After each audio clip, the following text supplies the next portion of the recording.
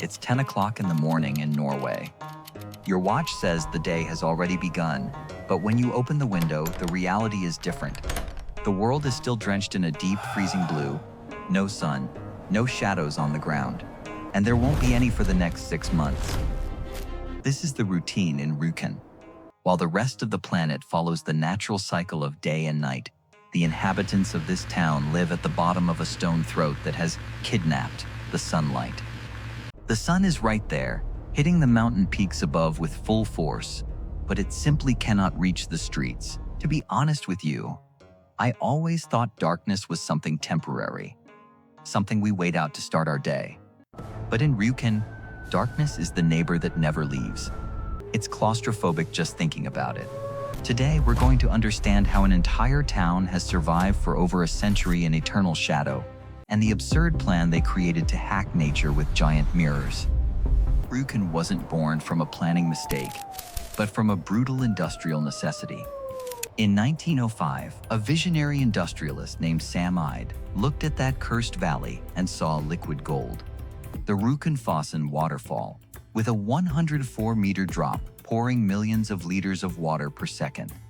He knew this power could generate enough hydroelectric energy to feed the largest fertilizer factory in the world. But here's the problem. To build the factory, he needed workers. And for the workers, he needed a town. So, between 1907 and 1916, they built Rjukan brick by brick in the only place available, the bottom of the valley, squeezed between 1,008-meter-high granite walls. These walls are so vertical, they form a sort of urban canyon. The sun needs to be at an almost impossible angle to penetrate it. From September to March 6 whole months, the sun's angle is never high enough to clear those edges. Think about the frustration. You see the golden glow on the trees at the top. You feel the heat reflected off the rocks, but you live in the constant cold of the shadow.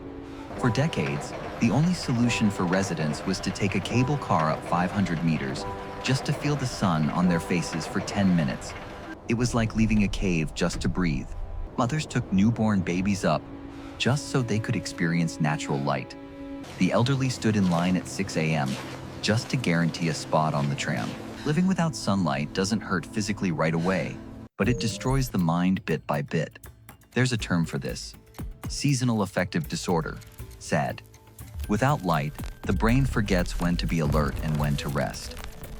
Your melatonin production, the sleep hormone, gets completely dysregulated. You wake up tired, noon feels like midnight, and depression comes like a silent avalanche. Studies done in Rjukan showed that vitamin D levels in residents dropped by up to 80% during the winter. Vitamin D isn't just about strong bones, it regulates your mood, your immune system, your will to get out of bed. Without it, you become a faded version of yourself. I read the diary of an old Rjukan resident, and one sentence stuck with me. The worst isn't the cold, it's the gray that enters the soul. People became quieter. Children grew up not knowing what natural midday heat felt like, not understanding why book illustrations showed a bright yellow sun they never saw. To the algorithm and to us humans, this is the peak of a psychological dead zone.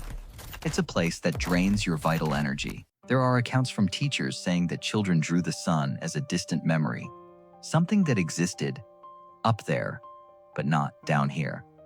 Imagine growing up believing that sunlight is a privilege, not a right. In 2013, after more than a century of forced darkness, the desperation for light led the town to an investment of nearly $1 million. They installed 3 giant mirrors, heliostats, on the mountaintop, 450 meters above the central square. Each mirror is 17 square meters and is computer-controlled to track the sun's movement with pinpoint precision, reflecting a beam of light straight down. Many people think the mirrors light up the whole town, but they don't. They create an island of light of 600 square meters in the square.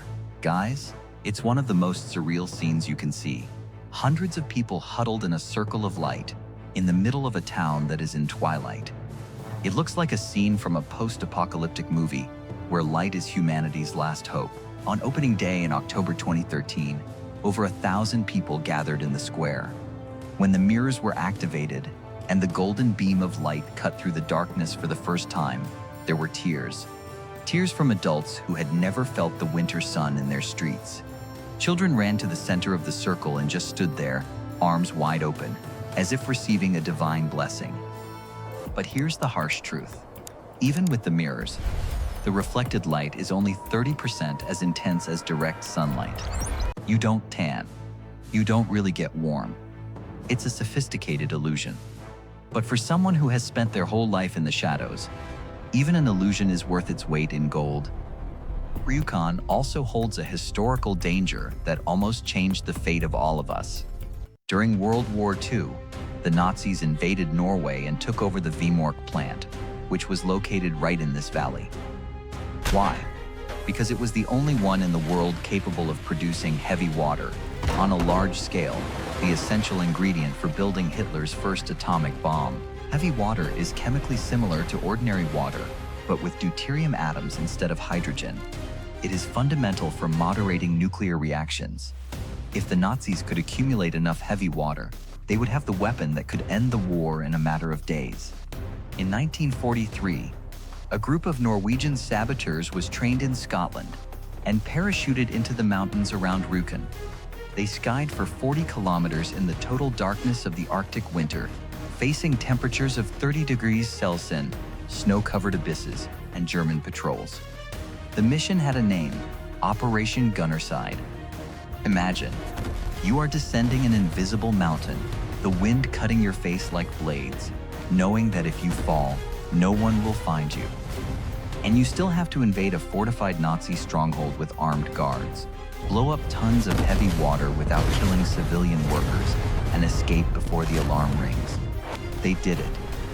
They destroyed 500 kilograms of heavy water and escaped without firing a single shot. The valley wasn't just dark. It was the center of a nuclear race that could have ended us all. Danger here is impregnated in every shadow, in every stone of these mountains. Even today, with the mirrors working, life in Rjukan remains strange. Streetlights stay on all day during the winter. People take vitamin D like it's water. Many residents have light therapy lamps at home boxes that emit 10,000 lux to trick the brain into thinking it's summer. There's a local tradition called Solfesten, the Sun Festival, that happens in March, when the sun finally returns to the streets for the first time in the year. The whole town stops. Restaurants close. Schools let the kids out. Everyone goes out to the street and just stands there, in silence, absorbing every second of real light. It's almost religious. In the end, Rjukan shows us how much we depend on something we don't even value, the sun. I look at those mirrors and I think they are a monument to human stubbornness. We refuse to accept the limits Earth imposes on us. We build cities where we shouldn't. We live where nature says no. But honestly, I wouldn't last a winter there. Reflected light will never replace the real connection with the sun. It will never replace the feeling of waking up to golden rays coming through the window.